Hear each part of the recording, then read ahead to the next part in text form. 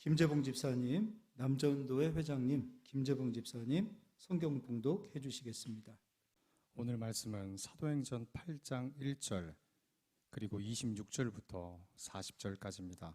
사도행전 8장 1절 그리고 26절부터 40절까지입니다. 제가 대표로 봉독하겠습니다. 사울은 그가 죽임당함을 마땅히 여기더라.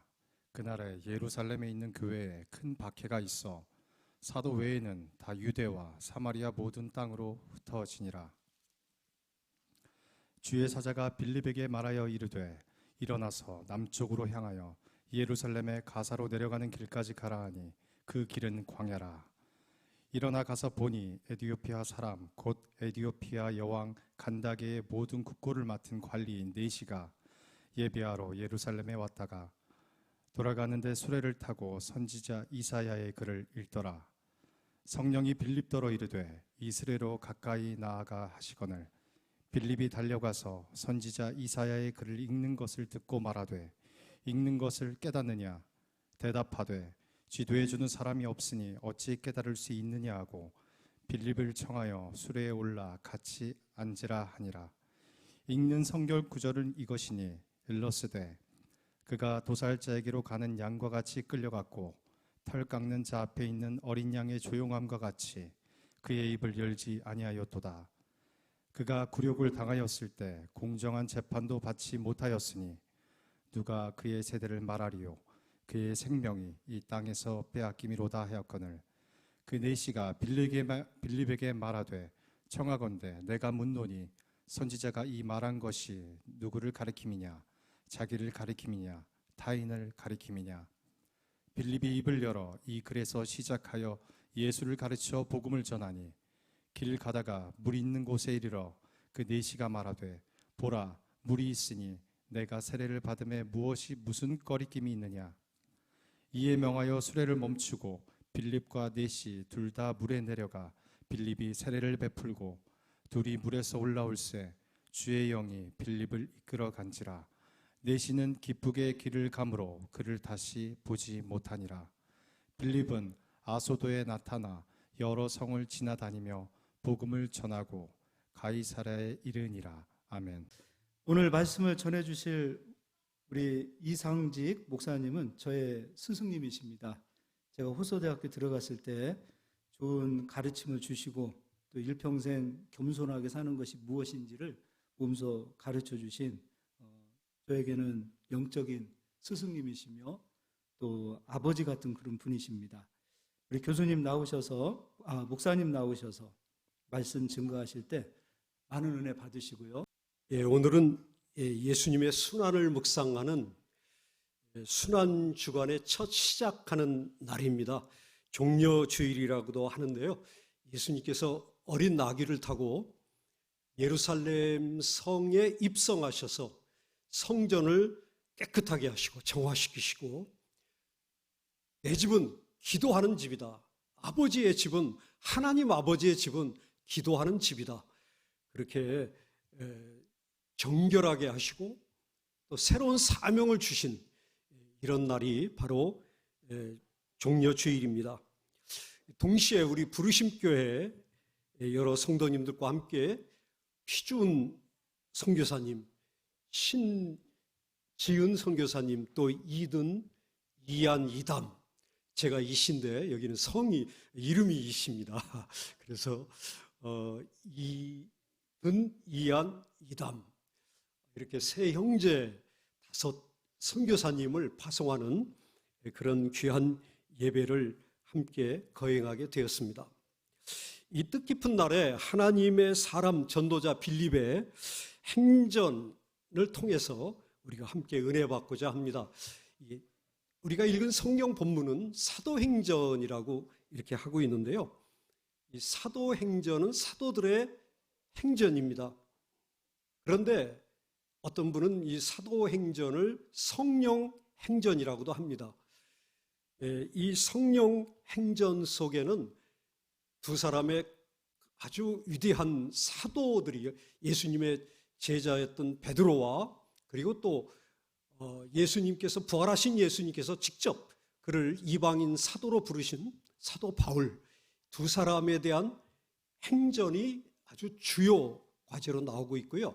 그 다음에 7 집사가 있었는데 그 7 집사 중에 두 사람, 스데반의 순교, 제일 첫 순교자인 스데반, 그리고 두 번째로 빌립 집사에 대한 전도에 대한 말씀이 나오고 있습니다. 그래서 오늘 저는 이 빌립 집사님에 대한 이 말씀을 본문으로 선택해서 여러분과 함께 이 말씀의 의미를 생각하고자 합니다. 오늘 읽은 본문에서 전도자 빌립은요, 예수님의 12 제자 중 하나인 빌립이 아닙니다. 예수님 12 제자 중에서도 빌립이라는 이름이 있는데 동명이인입니다. 7 집사 중에 한 사람입니다. 오늘의 주인공은요. 초대교회는 둘로 이렇게 유대인들로 중심이 돼서 순혈주의로 유대인 중심으로 교회가 이루어졌는데 둘로 나눠져 있었습니다. 하나는 순수한 유대 지역에서 살고 있었던 그 유대인들, 그 다음에 또 하나는 전 세계에 흩어져 살고 있었던 흩어진 헬라파 유대인들. 그래서 히브리파 유대인들과 헬라파 유대인들이 이렇게 서로 좀 서먹서먹한 관계가 있었던 것 같습니다. 이 흩어져 있는, 세계에 흩어져 있는 살던 유대인들을 디아스포라 유대인이라고 하는데요. 이 헬라파 유대인들 중에, 그 교인들 중에 이 과부들 몇 사람이 소홀하게 취급이 돼서 구제, 매일매일 나누는 구제니까 아마도 식사 문제였던 것 같습니다. 이 잡음이 일어났습니다. 소외가 돼서. 그래서 성도들의 많은 그 어려움이 이제 생기게 되니까 그때 사도들이 이 일을 전체를 하기가 어렵다. 그래가지고 7명의 집사님들을 따로 선발을 했습니다. 성령이 충만한 사람, 그리고 봉사의 능력이 있는 사람, 이런 사람들 7 집사를 선발했는데 빌립은 그 중에 한 분이었습니다. 헬라식 이름을 갖고 있어서 아마도 히브리파가 아니라 헬라화된 유대인의 한 사람이 아니었을까 하는 그런 추측도 있습니다. 그 빌립 집사를 이 성경에서는 유일하게요, 전도자라는 칭호로 이렇게 부르고 있습니다. 전도자. 성경에 보면 전도자라는 칭호가 3번 나오는데요. 하나는 여기에 나오고, 그 다음에 에베소서 4장 11절에 직분이 나오는데 사도와 선지자와 목사와 교사 그리고 전도자 이렇게 나옵니다. 초대교회의 직분들 가운데 한 사람이 전도자가 있었고요. 그 다음에 디모데후서 4장 5절에 사도 바울이 디모데의 아들과 같은 목회자 디모데에게, 젊은 목회자 디모데에게 이렇게 권면합니다. 너는 모든 일에 신중하여 고난을 받으며 전도자의 일을 하며 내 직무를 다하라, 이렇게 권면합니다. 전도자의 일을 하며 이렇게 디모데에게 권면한 말씀이 나옵니다.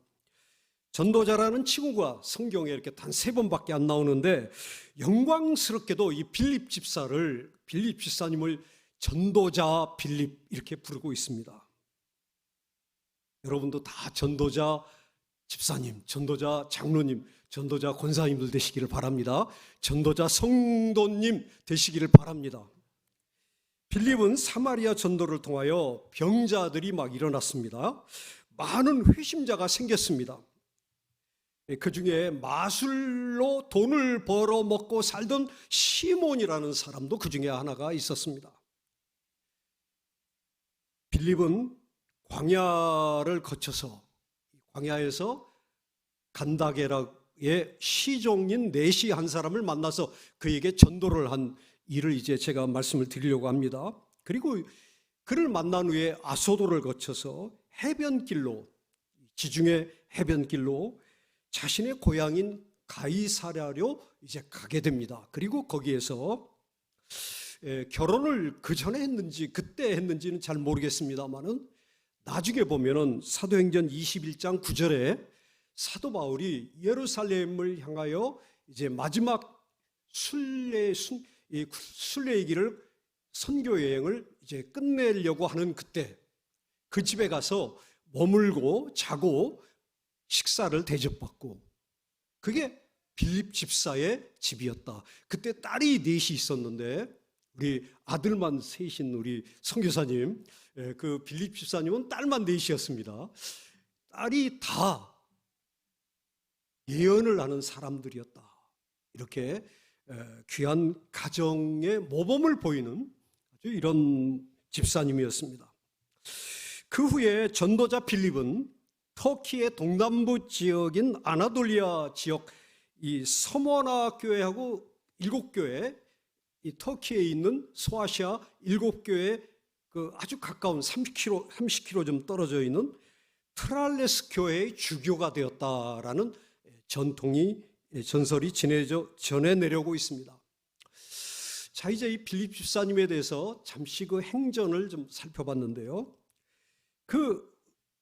그분을 통해서 우리가 좀 어떻게 해서 그분이 전도자로, 그리고 어떻게 해서 초대교회의 이 가장 사도행전의 핵심적인 인물이 되었을까, 이런 은혜를 좀 받고자 합니다. 첫 번째로요, 이 전도자 빌립은요, 박해를 당했을 때 그 어려운 곤경 속에서 자기 할 일을 찾았어요. 그건 뭐냐면 사마리아로 가서 전도하는 일이었어요. 예수님께서 주신 마지막 대사명 여러분 잘 외우고 계시죠? 그러므로 너희는 가서 모든 민족을 제자로 삼아 아버지와 아들과 성령의 이름으로 세례를 베풀고 내가 너희에게 분부한 모든 것을 가르쳐 지키게 하라. 볼지어다 내가 세상 끝날까지 너희와 항상 함께 있으리라 하시니라. 마태복음 28장 19절에서 20절 말씀이죠. 여기 주동사는요, 가서, 이게 본동사입니다. 그리고 제자를 삼으라, 이게 2개의 본동사입니다.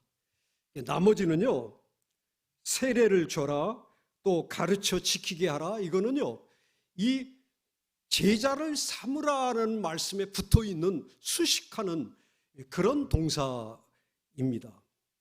그래서 가장 중요한 것은 가서 제자를 삼으라. 이게 참 중요한 말씀입니다. 또 그 다음에 사도행전 1장 8절에 보면 오직 성령이 너에게 임하시면 너희가 권능을 받고 예루살렘과 온 유대와 사마리아와 땅끝까지 이르러 내 증인이 되리라. 이 증인이라는 말은 순교자라는 말하고 같은 어원을 갖고 있습니다. 예루살렘, 유대, 사마리아와 땅끝 확장, 세계를 향해서 꿈을 꾸는 이 교회를 우리 예수님께서 부활하시고 승천하시면서 제자들에게 분부하신 그런 말씀입니다. 그런데 이때만 해도요, 예루살렘 교회는 아직 이방인 선교에 대한 꿈을 꾸지를 않았습니다.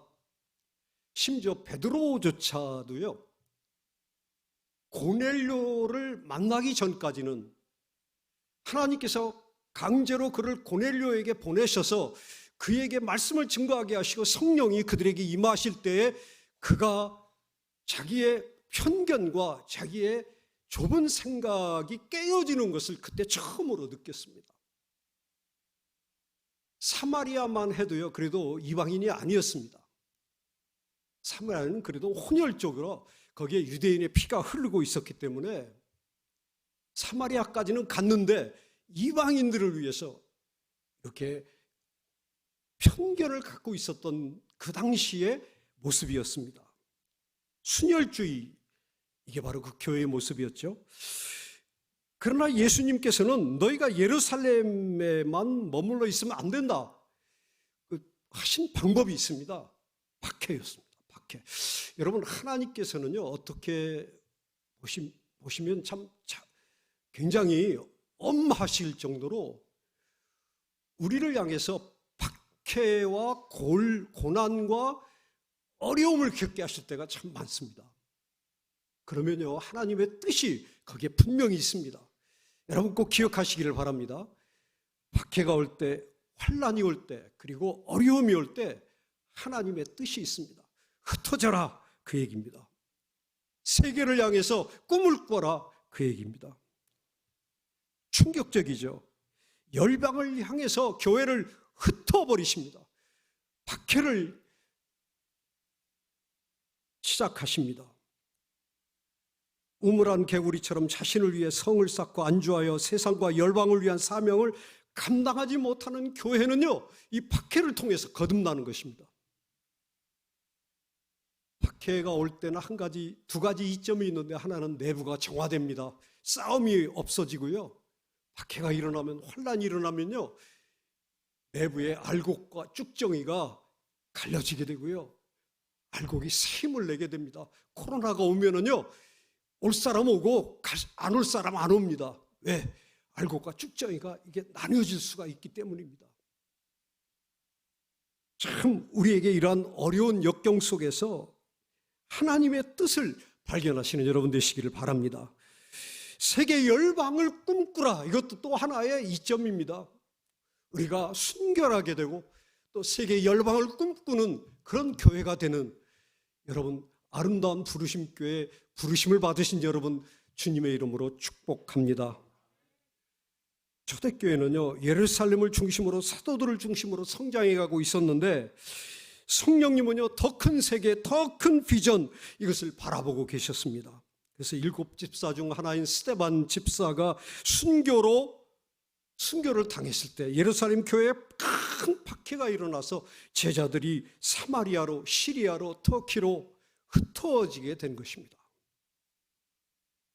그중 사마리아 사람들에게 복음을 전하기 위해서 제일 먼저 나간 사람이 누굽니까? 바로 이 빌립이었습니다. 빌립 집사였습니다. 그는 개척자가 되었습니다. 이 박해의 과정에서 특이한 사실은요, 나중에 이방인 선교사로 불려진, 여러분, 이방인의 사도로 불려진 바울이, 사울이라는 젊은이로 이때 이 박해의 주모자가 되는 것입니다. 하나님께서는 참 이상하십니다. 기세가 등등하여 제자들을 체포하여 투옥시켰다고 성경은 증언하고 있습니다. 박해로 흩어진 사람들이 사마리아로 갔는데요, 이 유다 지역과 달리 그들은 혼혈족들로 예루살렘 성전 예배 대신 모세가 축복을 선포하는 산으로 지정한 그리심산에서 그들은 예배를 드리고 있었습니다. 빌립은 누구보다도 이 사마리아 전도 거기에 앞선 개척자로 나서게 된 것입니다. 저는요, 3년 전 2019년 2월 달 아마 둘째 주일인 것 같습니다. 제가 여기 와서 저쪽 교회에서 설교를 했었는데요. 3년 됐습니다. 그리고 나서 3개월 후에 제가 암 수술을 받게 됐습니다. 그런데 암 수술이 끝나고 나서 제가 3년쯤 지났는데 아직도 이렇게 살아있는 거 보면 하나님의 은혜입니다. 참 감사하고요. 제가 2가지 은혜를 받았는데, 하나는요, 제가 이제 탁했던 마음이 깨끗해진 것 같습니다. 조금은요, 맑아졌어요. 순결하게 살고 싶다라는 생각이 들어요. 그 다음에요, 또 하나는요, 하나님이 언제 부르실지 모르는데 이제 내가 어떤 일을 해야 될까? 그래서 오늘 또요, 우리 목사님 전화 주셔서 설교하러 와라. 근데 제가 설교를 참 잘 못하잖아요. 여러분 아시는 대로. 우리 또 존경하는 우리 권성원 목사님도 와 계신데, 제가 목사님 앞에서 이렇게 설교하는 게 제가 굉장히 송구스러운 생각이 드는데요. 근데 말씀을 전하라 그러면 순종하지 않을 수 없어서 제가 그냥 무조건 순종하고 있습니다. 요즘은요. 이 순결함, 이게요, 잔 웨슬리 선생님은요, 그 순결함, 마음이 맑아지고 깨끗해지고 순결해지고, 그게 성결의 목표라고 그러셨다고. 그렇게 하셨어요. 그게 성결의 목표래요. 우리 성결교회 성결의 목표가 순수해지고 순결해지고 단순해지고, 그게 사랑이래요. 그게 사랑. 사랑은요, 빅터 프랭클이라는 사람이 뭐라고 그러냐면, 타인의 고유한 존재 그대로 이해하는 능력이래요. 타인을요, 인정하고 환대하는 능력이래요. 그게 사랑이래요. 우리 이웃에 있는 어려운 분을 그대로 인정하고 환대하는, 그게 사랑이래요. 여러분이 타인을요 진심으로 인정해주고 그를 진심으로 환대하는 그것이 바로 하나님 사랑인 줄로 믿습니다. 저는요. 우리 정문수 목사님 이 두 가지 다 해당되시잖아요. 꾸밈이 없고 순수하시잖아요. 그리고 환대하시잖아요.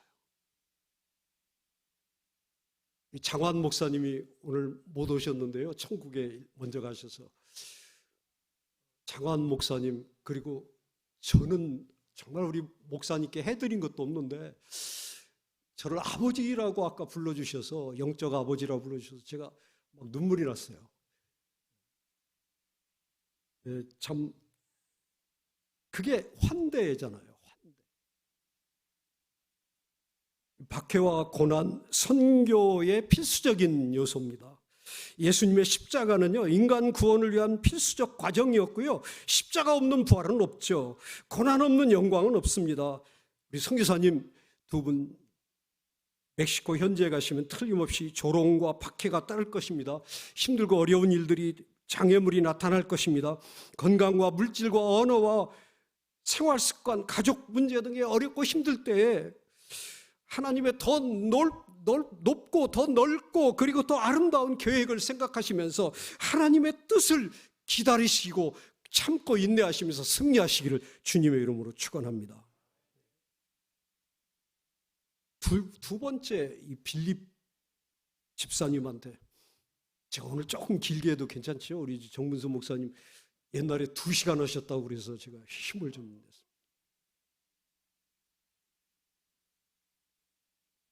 빌립은요, 이 한 사람 전도를, 굉장히 중요한 사람인 한 사람을 전도함으로 민족을 하나님께 인도한 사람이 됐습니다. 전도자 빌립은요, 하나님의 섭리에 의해서 전도 대상자 한 사람을 만나게 되었습니다. 성령 하나님께서 인도하셔서 이 빌립은요, 에티오피아 여왕 간다게의 국고를 맡은 내시를 광야에서 만나게 됐습니다. 그는 여왕을 측근에서 모시는 고위급 관리였습니다. 그가 예루살렘에 가끔 오는 이유는요, 예루살렘 성전 예배에 참석해서 아마도 하나님께 예배를 드리기 위해서였던 것 같습니다. 왜냐하면요, 이디오피아 전통에 의하면 솔로몬을 찾아간 시바의 여왕을 자기들의 여왕으로 그들은 그렇게 기록을 남겨놓고 있습니다. 솔로몬과 그 여왕 사이에 아들이 나왔는데, 그 아들이 생겼는데, 그 아들이 나중에 그 에티오피아의 왕이 되어서 그 왕이 계속해서 20세기까지 이어져 왔다. 그렇게 그들은 그렇게 믿고 있습니다. 그래서 이미 유대인의 성경, 우리 구약 성경이죠. 이 구약 성경을 그들은 이미 읽고 있었고, 그리고 그것을 갖고 있었습니다. 빌립은 성령에 이끌려 예루살렘으로에서 가사로 가라 하는 말씀에 이끌려서 광야길에서 이 내시를 만났습니다. 그리고 그가 읽고 있는 이사야서의 털 깎는 자 앞에서 잠잠한 어린 양이 예수님이시라는 것과 예수님의 생애, 그리고 십자가의 순환, 그리고 부활에 이르기까지 상세하게 그에게 설명을 해주게 됩니다. 말씀을 듣고 그 관리는 예수님을 믿는 그 뜨거운 믿음을 갖게 되었고, 그리고 빌립과 함께 물을 만나니까 이 물에서 내게 세례를 달라고, 세례를 베풀어 달라고 그렇게 간청을 합니다. 그래서 세례를 베풀게 됩니다.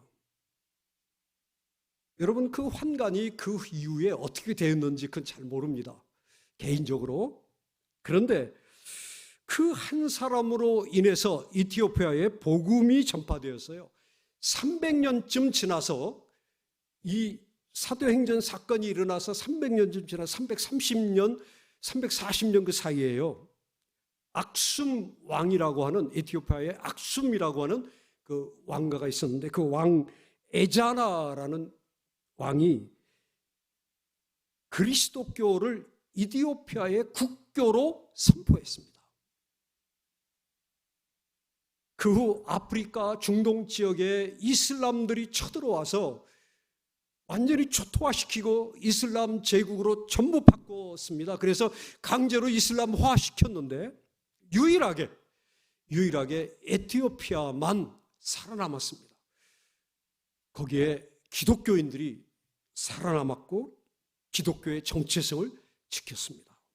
현재는 64%의 인구가 기독교인들입니다. 그리고 33%만이 회교도입니다.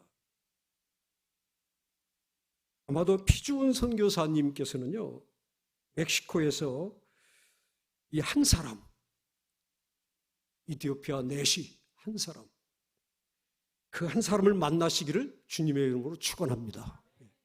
젊은이 선교를 위해서 기도하고 계시는데요. 젊은이 중에 한 사람, 300년 후에 멕시코를 완전히 하나님의 복음의 역사로 바꿔놓을 수 있는 사람, 이런 사람을 만나실 수 있기를 축복합니다. 제가 성경을, 저도 이제 선교사를 저는 가고도 싶었는데 못 갔습니다. 그래서 이제 단기 선교로 여러 중국과 그리고 카메룬, 아프리카의 카메룬 이런 데서 선교를 하러 일주일 동안 와서 가르쳐라. 그러면 제가 갔습니다. 중국에 한 10번 넘게 갔다 왔는데요. 그때 북경의 한 신학교에서 가르칠 때입니다. 전부 한인들이죠. 이 중국 사람들이죠. 그런데 제가 잘못 가르치는지 큰 변화가 없습니다. 봐도 변화가 없고 지식 전달에 그치는 일이 있었습니다.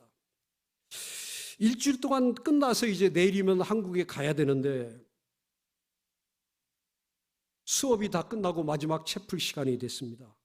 갑자기 원장님께서 저에게 오더니 30분 전에, 예배 30분 전에 저를 부르시더니 오늘 저녁은 이 목사님 설교입니다. 그러셔요.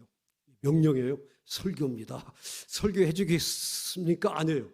설교입니다. 그러셔요. 그때는 무조건 순종해야 됩니다. 그래서 30분 정도 마음으로 기도하고 그저 강단에 섰습니다. 저는 이제 어렸을 때 3살 때 아버지가 돌아가시고 동네 교회에 나가서 제가 성경을 배운 얘기를 했습니다. 그런데요, 아버지가 돌아가셨으니까 동네 친구들이 저를 만나면 애비 없는 후레자식이라고 이렇게 놀려먹었습니다. 학교에서 친구들이 또 놀려먹었습니다. 그러면요, 막 제가 얻어맞으면서도 덤벼들어가지고 3일을 제가 싸운 적이 있습니다. 미안하다고 소리 왜 안 넣냐 그래가지고요. 그런데요, 교회 가서 주일학교 시간에 선생님께서, 그 선생님이 여기 아산에 장로교 목사님이 되셨는데요. 그 선생님께서 하나님은 우리 아버지시다. 그 얘기를 전해주셔가지고요. 제가 너무나 좋아가지고 그 이후에 예수님을 진짜 잘 믿게 됐습니다. 제가 이 간증을 하고 있는데요. 갑자기 학생들 사이에서 흐느끼는 소리가 들려요. 통역으로 저를 위해서 봉사해 주던 한 분이, 다른 사람이 통역을 하고 그분이 앉아 계시다가 학생들 사이에 같이 있다가 이분이 자신의 생각이 났는지 우는 거예요. 학생들 전체가요, 웅성웅성거리더니 갑자기 그들이 숙연해지고 그들이 하나님을 향한 뜨거운 그 감동을 이렇게 느낄 수 있는 거예요, 제가요. 그 한 사람. 제가 설교를요 잘 못하고 이렇게 가르치는 거 잘 못하고 그래도 한 사람이 은혜 받으면 하나님께서 바꿔주시더라고요. 한 사람. 중요해요. 넷이 한 사람. 그 성령께서 그분의 마음을 감동시키시니까 이 교회가 변하고 마을이 변하고 집안이 변하고 그리고 국가 전체가 변한 것을 여러분 믿으시기를 바랍니다. 내가 그 한 사람이 되시기를 바랍니다. 내가 전도자로서 우리 선교사님 힘들고 어려울 때 내가 한 사람 주십시오. 기도하시기를 바랍니다. 마지막으로 빌립은요 전도자로 나설 때 그는요 말씀 묵상을 많이 했던 사람 같습니다. 하나님의 말씀을 항상 묵상하며 남을 가르칠 준비가 되어 있지 않았던 사람은요 이 전도자로 아마 그 말씀을 이사야서에 있는 그 말씀을 설명하기가 어려웠을 것입니다. 그런데 빌립은요 그 당시 집사님들은요 사도와 달리 말씀 전파와 기도 이런 것보다는 봉사와 구제 이거를 했습니다. 그래서 우리 집사라는 이름이 디큰인데요. 영어로 디큰인데 디아코니아 섬기는 자, 식당에서 나르는 자 이게 바로 집사의 본래의 사명이었죠.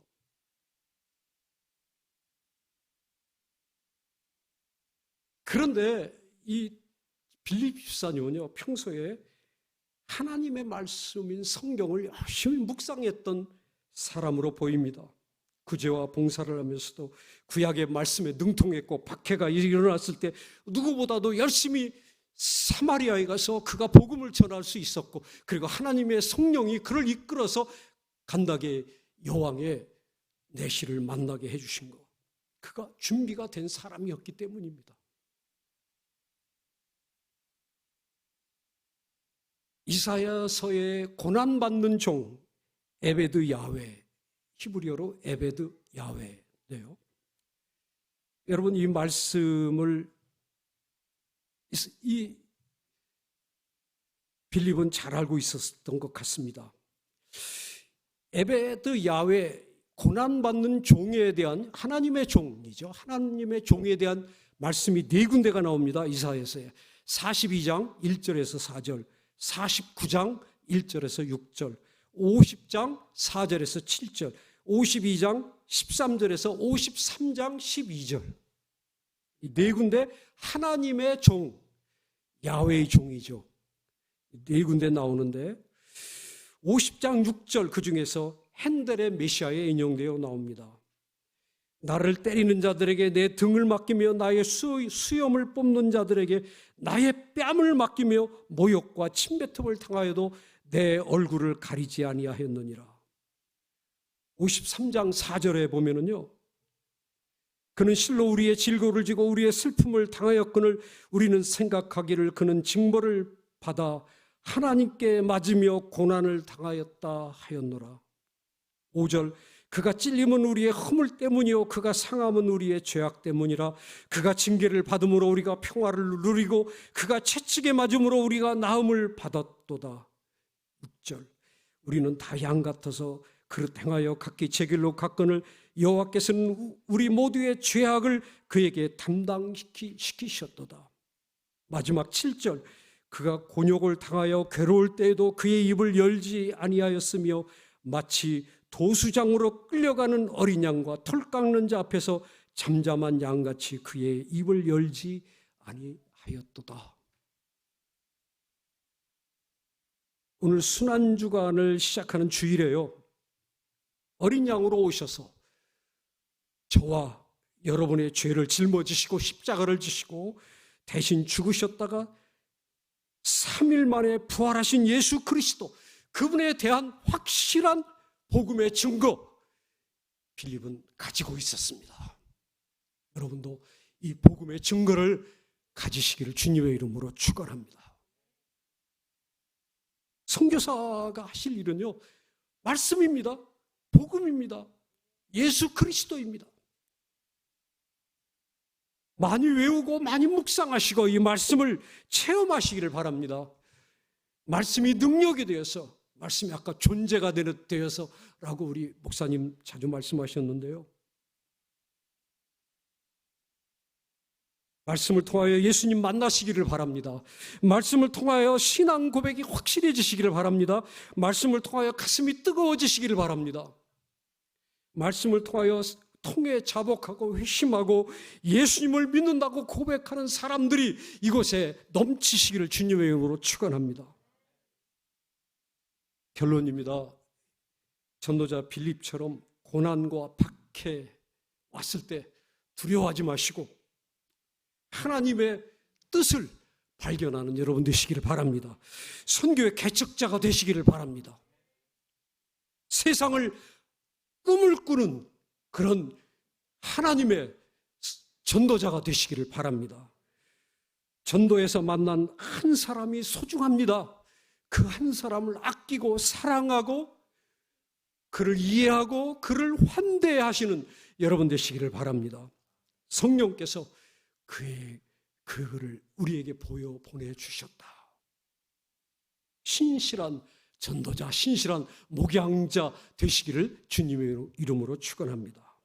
마지막으로 말씀을 잘 묵상하고 항상 말씀으로 무장해서 성령 충만해서 여러분 언제라도 우리 모든 평신도가 또 모든 우리 재직자들이 하나님의 말씀을 가지고 만나는 사람에게 복음의 확실한 증거, 내 가슴 속에 예수 그리스도 나의 주님이시고 나를 위해서 십자가에 죽으셨고 나를 위해서 십자가에 죽으셨다가 부활하셨고 생명을 내게 주시는, 믿는 자에게 영생을 주시는 그 은혜의 복음을 여러분 확실하게 간증하시는 여러분 되시기를 주님의 이름으로 축원합니다.